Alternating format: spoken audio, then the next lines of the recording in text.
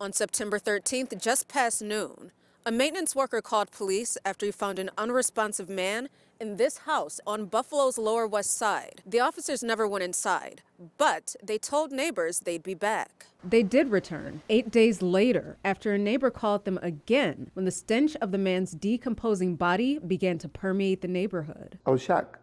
I was shocked to the negligence of the police department, and I was upset. 5 days later, yet another person died after breaking in. Both incidents, suspected overdoses. Dead bodies aren't the only problems that have plagued the property. Police have made more than 100 stops at the house since July 2019, responding to 911 calls and other complaints. That's on top of more than 60 calls to the city's 311 line since 2013 to report drug use and other concerns. City housing inspectors have cited the property for 36 code violations since 2016. The city has fined the property owners nearly $8,000, but hasn't collected a dime. It seems that our city officials don't really understand how deep these problems go, how bad they really are.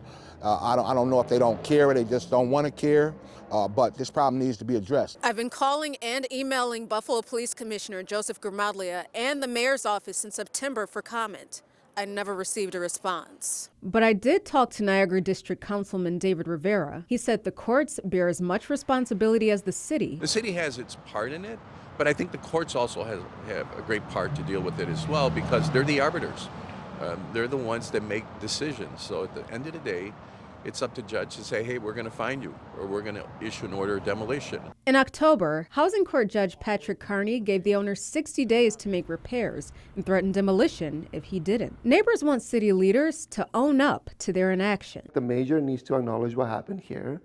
The commissioner needs to acknowledge what happened here and acknowledge they made a mistake and that you're doing something to fix it. Community activists tell me this house is just one example of the city's failure to effectively deal with troublesome properties, a problem that isn't going away. For Channel 2 News, I'm Ijaz Jasil with Investigative Post.